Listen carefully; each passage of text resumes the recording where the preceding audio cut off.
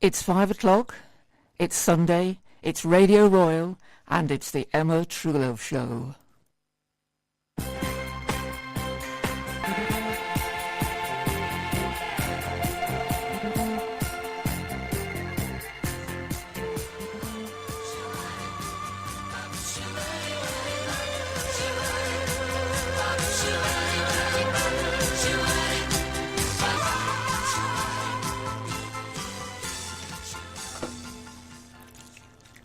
Well, that was the Rubettes and Sugar Baby Love. Well, as I said this afternoon, we've got Rachel Hardcastle in the studio. Thank you so much for coming, Rachel. It's my pleasure. It's great to be here. Thank you for inviting me. Right, so you're telling me that you write books for young adults? Yes, young adults. So I would say kind of Harry Potter age, Hunger Games age, that kind of age of child. Right. Okay, and I know your work because you write the Finding Pandora books, don't you? I do, yeah. There's 4 in the series at the moment that are out as a complete collection or individual ebooks, but there are another 8 due to be released in the next couple of years. Okay, so when's your next one going to be released? It'll be next year. It's next year, yeah. I've got a couple of other genres in the works at the moment that are due out before Christmas, so Pandora's been pushed back to next year. And do you describe Finding Pandora as high fantasy? Yes, it's a high fantasy, or some call it epic fantasy, so it's a little bit like Lord of the Rings, but suitable for young adults. Right, okay. I have to say one of the things I love about your books is the covers. They're absolutely beautiful, the Finding Pandora. They're absolutely lovely. They're a midnight blue, aren't they? Yes. And they've got stars in the skies. And she's actually got a copy here in the studio for me. And then there's a tree. Is that mimosa on that tree there? It's all done in black. And then you've got all these white flowers coming from it, bending into the wind. Like a blossom. Like I a blossom. To think it's a blossom. It's a blossom, right, okay. And is that Pandora I can see by the side of it? That's the main character, the protagonist of the book, called Harriet Monroe. Right, and where did you get that name from? Like I get all my ideas, kind of out of thin air. I just get my ideas and then develop them, and it was just a name that randomly came to me one day, and I thought it suited her quite well. Okay, so can you give us any kind of an outline of the books, the stories? Because I think the first one's called Heaven. It goes World, Heaven, Infinity and Eternity in the first 4. And they were actually inspired by William Blake's poem Argeries of Innocence, and the first 4 lines of the poem go, to see a world in a grain of sand and a heaven in a wildflower, hold infinity in the palm of your hand and eternity in an hour.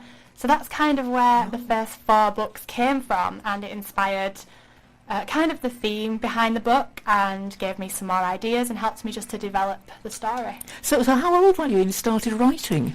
I first published a poem at 14 years old when I was in school, and that's kind of what got me interested in writing. And my first novel, called The Soul Sanctuary, which is actually no longer available, I'm working at bringing it back out again, that was released when I was 18 years old. So I was actually still in 6th form at Salt Grammar School at the time, which I believe now is Titus Salt School. Oh, right, yeah.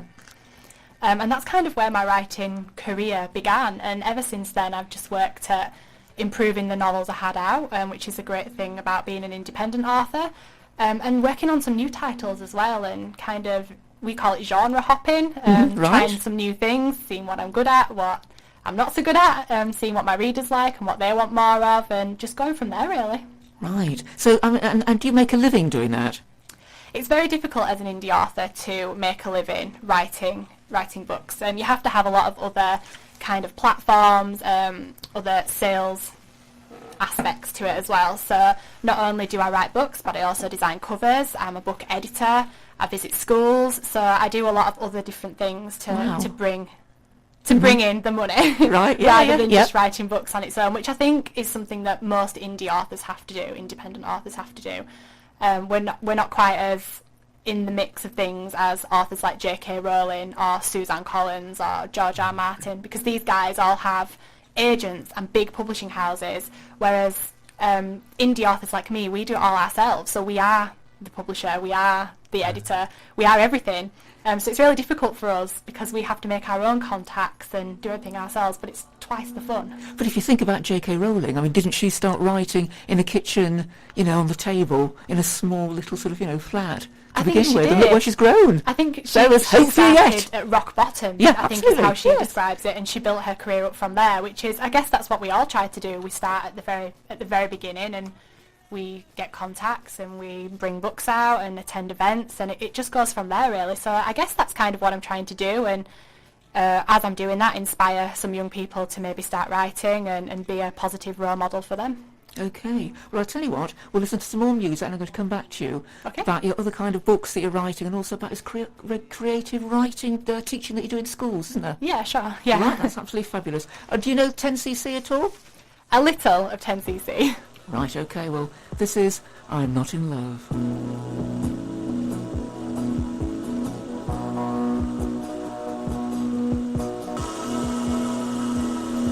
Well, that was 10cc and I'm Not in Love. And we're back with Rachel Hardcastle, the author for young teens, young adults. Right. So you write high fantasy, but you also write post-apocalyptic trilogy, haven't you got? Fiction. I do, yes. The first book is out already. That's called Aeon Infinitum, Run for Your Life. And the other two will be out probably next year now, looking at my timeline. And that will be a prequel called The Wanted and a sequel called Faded Realm. And it's basically after the end of the world. It's post-apocalyptic, so it looks at the survivors of whatever disasters taken the world down and how they kind of rebuild, and that's the basis for the story. Okay, so where do you get all these ideas from? I know you've taken some lines from William Blake. Yes.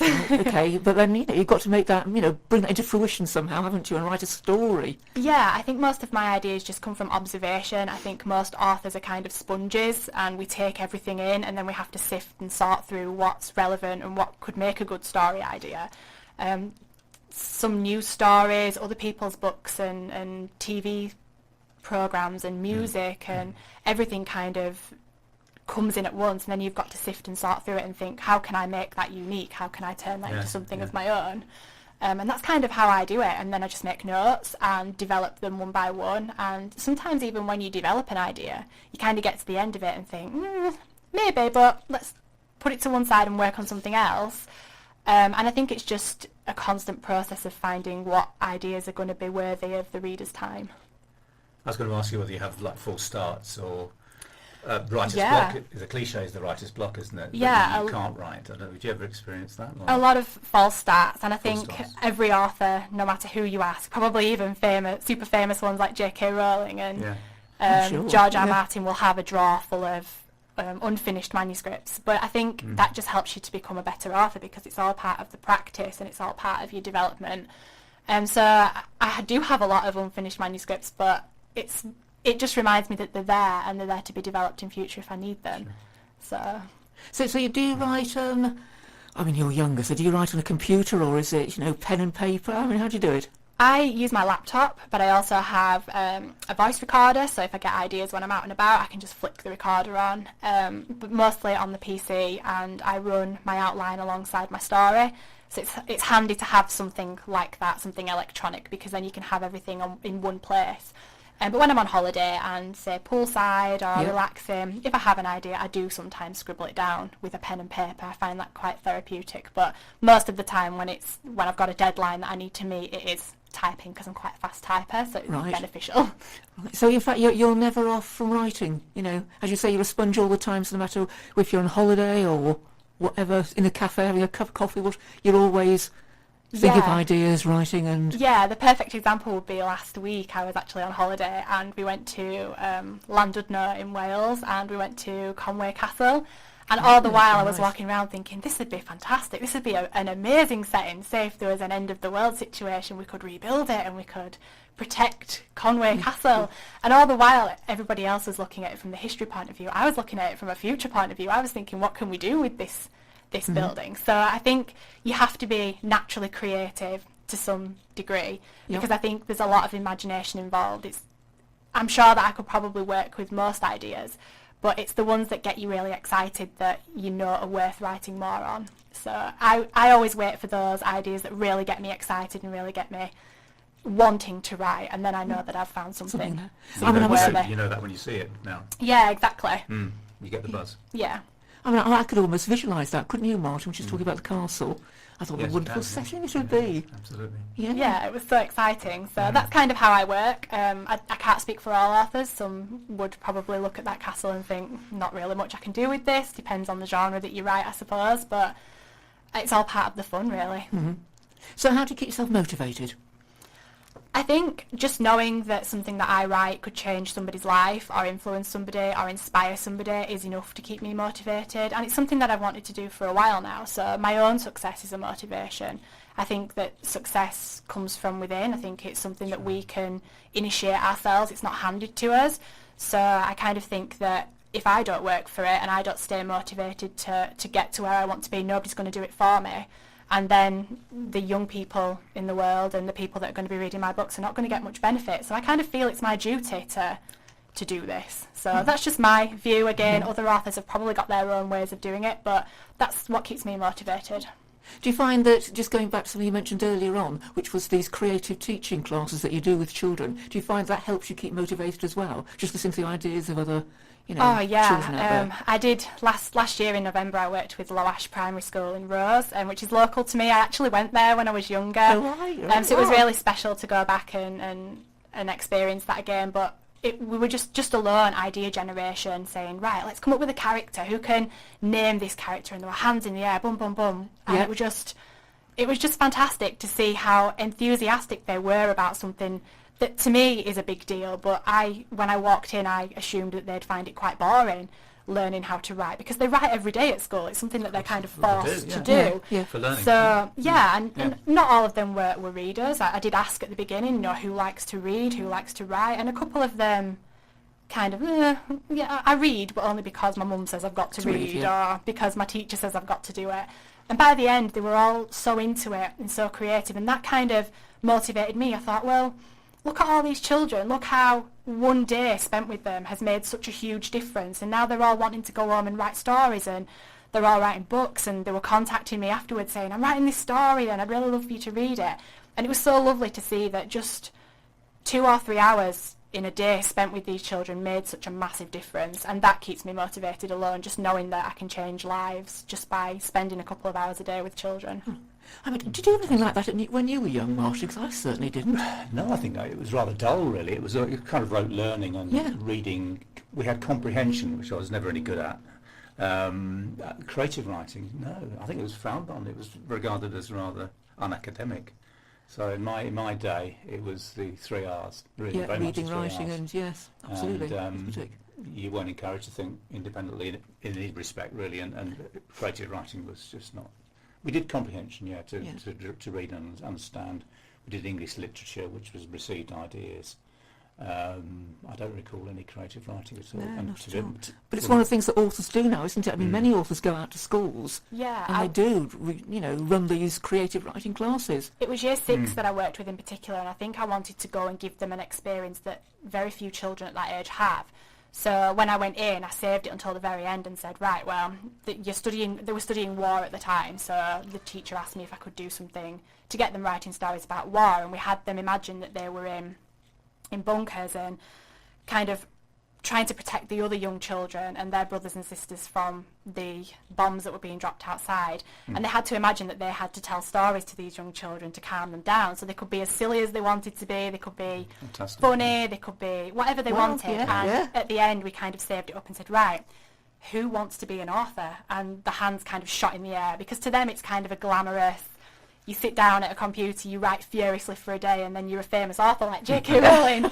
So they always Easy, they were all putting their hands up thinking that this sounded excellent, and we actually surprised them, and I used my contacts and got them 2 unique short story books published. So that there's now over 50 young authors at Lowash Primary School, and they've now got that to take them forward into year 7, year 8, to their secondary school, and not very many children would have that experience, and I think that's something that they'll remember and perhaps even possibly look at continuing to do, because being an author, it's a special feeling. When I publish a book, even now, I get that sense of accomplishment, that sense of achievement, and I think for them, being so young, they can go to secondary school and be like, I'm an author. Yeah, absolutely. And that's really cool. Wow. Well, we're going to play some more music, then I'm going to come back to you again. Cool. So hopefully this is going to be Jake Bug and Simple This Is. No, it seems as if Jake does not want to be playing with me today. So in that case, we're going to go on with the Pretenders and Brass in Pocket.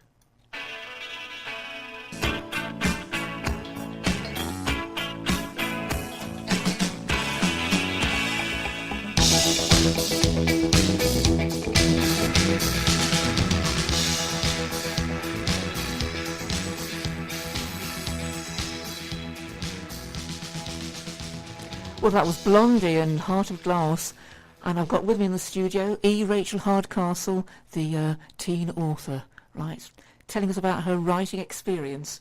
Right, so we can continue a little bit longer between the three, because I've also got Martin Truelove having a conversation about the art of writing, I think. So can you take us through the writing process? Sure. My writing process begins with the idea and the generation. So getting it down on paper, developing it with diagrams, with lists, with sometimes maps if it's a fantasy, sort of designing where everybody's going to live and how it's all going to pan out, and then working from that into an outline. So knowing a basic roadmap of where I'm going, how the book's going to start, what's going to happen in the middle, and then how the book's going to end.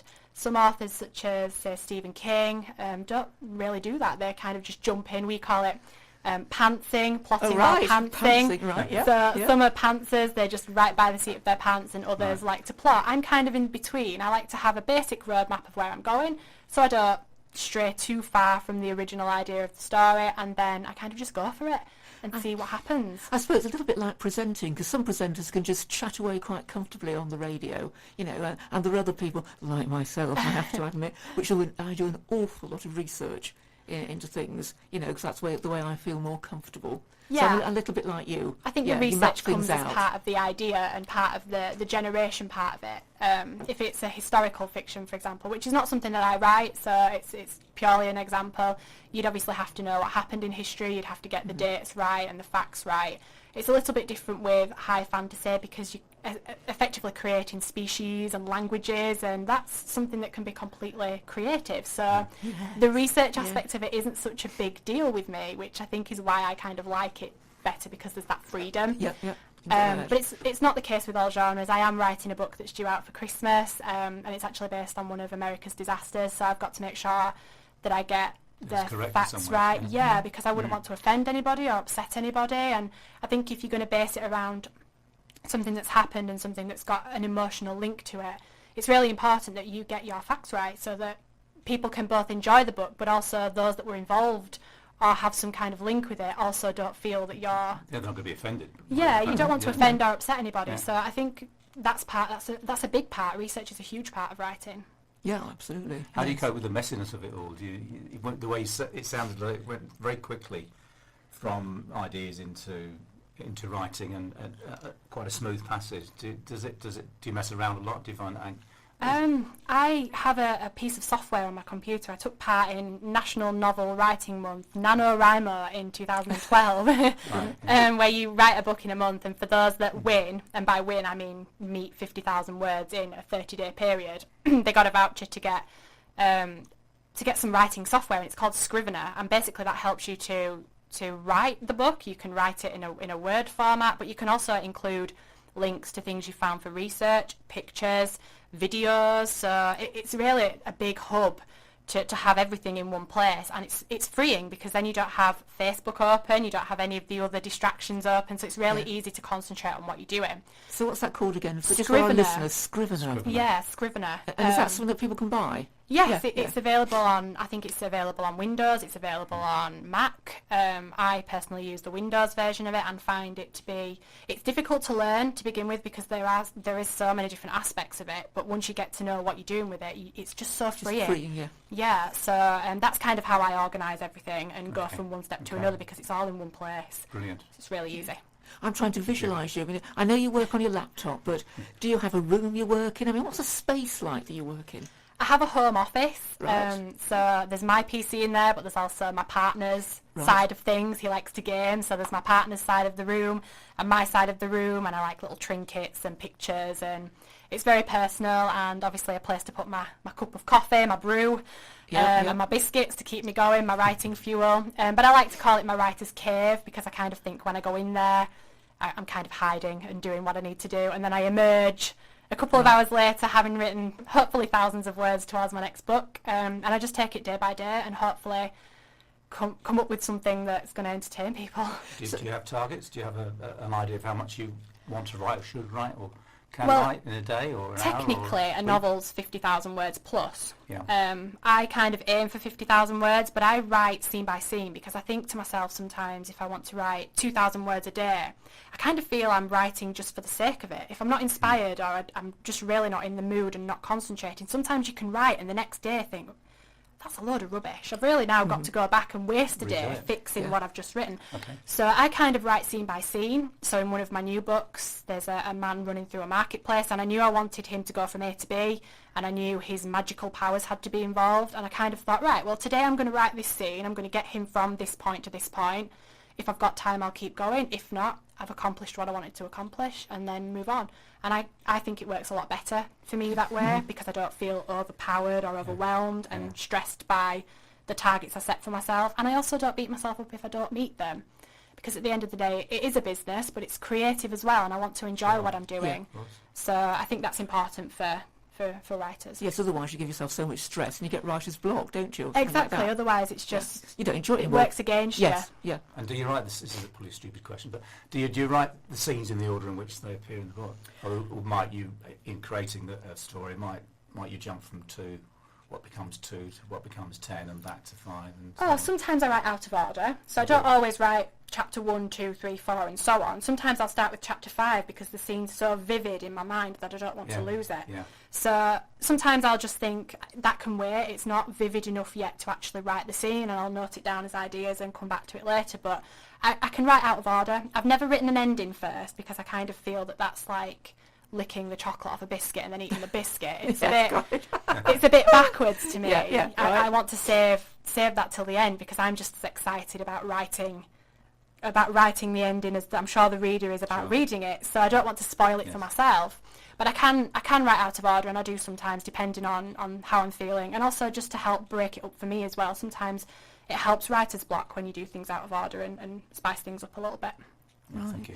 So, do you edit your work yourself, or does your partner edit it? Or I mean, how does that happen? Because surely it must be very difficult to edit your own work. It is very difficult to edit your own work, and I do it all myself. Do you really? Yes. It's something that I now offer to other authors because I've got that much experience in doing so that I kind of think that other authors might want the help. So that's something that I now offer for other people. That's a skill that you've learned. Yeah, it's kind of a skill that I have that other authors might not have, and sometimes you don't want to be forced into learning this skill. Some authors just want to concentrate on the writing part of it.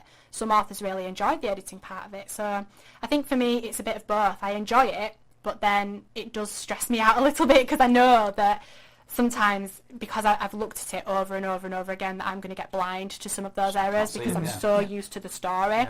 So I use what's called beta readers, who are just voluntary readers who perhaps are really avid readers or have read work of mine in the past and really want kind of a sneak peek as to what's coming next, and they will do that job for me as well. But I tend to go over it at least 6 times before somebody else even sees the manuscript.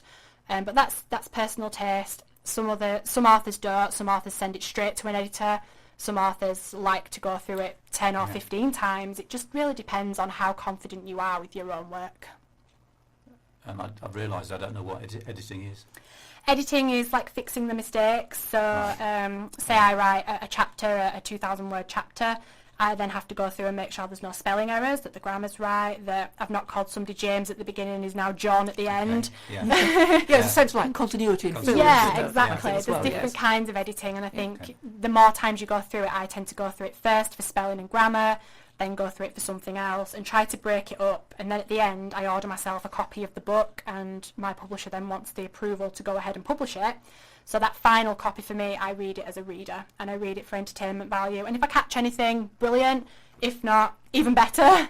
And then it goes for publishing. So that's my process. Oh right, so you do actually have a publisher. You're not publishing it. You're not self-published, as it were. I am self-published, but the publisher is technically CreateSpace, so they're an Amazon company. So they're a printer, but they're also kind of the publisher because they do offer editorial services and they do offer cover design. I just choose not to go with them. I choose to do it all myself. So they are technically a publisher. Some call them a printer. It really depends on which services you're using. with the company, but they're an Amazon company. And I use KDP for all my ebooks, which again is an Amazon company. Right, KDP so, standing for? Kindle Direct Publishing. Oh, right, okay, yeah, right.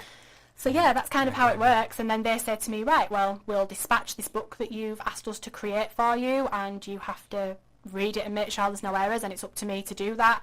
And then once I'm happy with it, I give them the go-ahead, and they will then print on demand. So if, for example, a friend of mine goes to buy the book, or anybody goes to buy the book, a copy is printed especially for them and sent out to them through the post.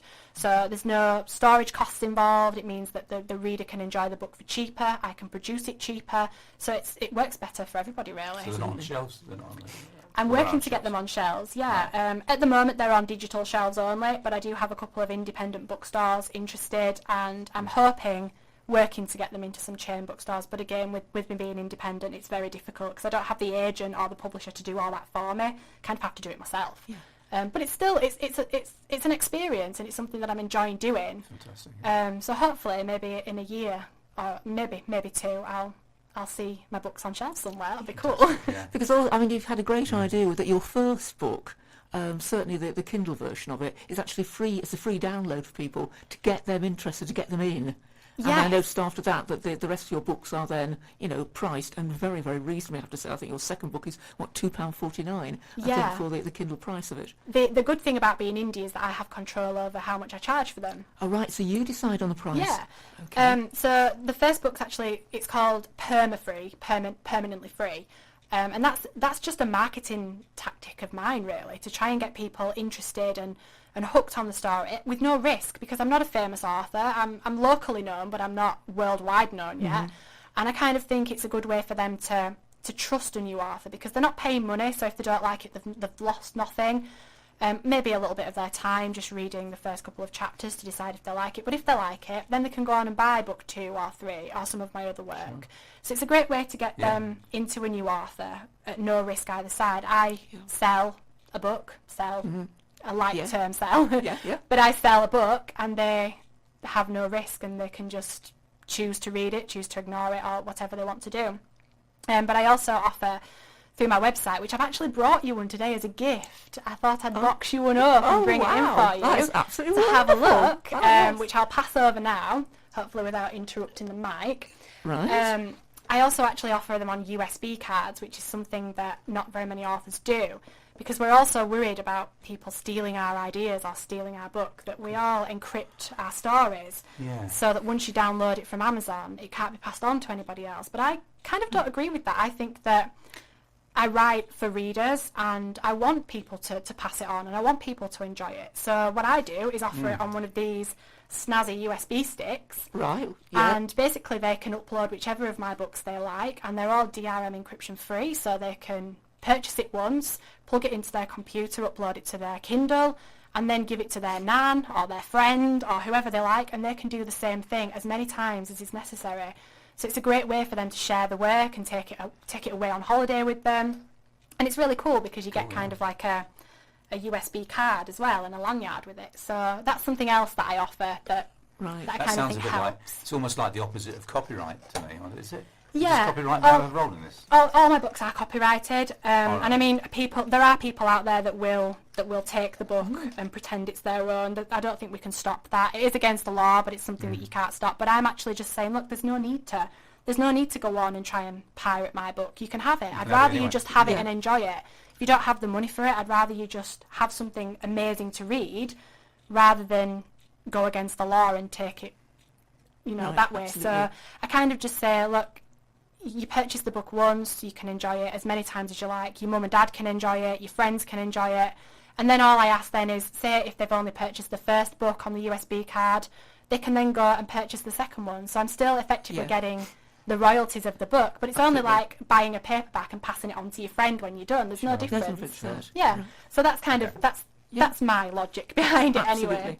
Well, Rachel's given me this golden box, which I've just opened, and inside it there's a I forgot, I'm trying to know what you call these. A bookmark. A bookmark. It's a bookmark saying Finding Pandora, the complete collection, with a rather lovely picture of Rachel herself on it, and the sort of the cover of the books. And inside I have got this is rather exciting, actually. It's like my birthday. I've got this, what did you say you called it again? It's a USB card. A USB card for the book with a lovely orange ribbon to it, which is, thank you very, very much for that. You're It's absolutely welcome. wonderful. And then, there's more goodies in here. I've got badges, which one is a picture, a small picture of Rachel herself, a picture of, is that a horse or a unicorn? It's a unicorn from the story. The story. And the other one's my ebook, my Aeon Infinitum ebook. Ah, right, yes, I recognise that from the Kindle books, right? And then also there's a little bottle of, is this the Pandora jar, as it were? It's the little Pandora Big pearls, potions that I make yes. for my readers, the little trinkets that I like to hand out when people come to see me at a book signing. Oh, It's got absolutely a little lovely. charm in it and some fancy little glitter and a piece of my prologue, which is the first part of the story, Right. as kind of a rolled up manuscript in there as well. So it's just a little trinket, a little thank you that they get when they come to see me at a signing. Oh, well, that's absolutely lovely, and thank you very, very much for that. You're welcome. Yes, I'm going to spread the word to everybody, I absolutely promise you. Right, we're going to have to get some more music in, I'm afraid, Sure. and then after that, I'm going to ask you about your marketing tips, I think. Okay. Yeah, and then some of your books have got quite a moral stance to them, haven't they? And there's a sort of a philosophical background to them. I think probably our listeners would like to know about. Yeah, sure. So we'll talk about that a bit later. So I'm going to play some more music for you, and this is UB40 and Red Wine.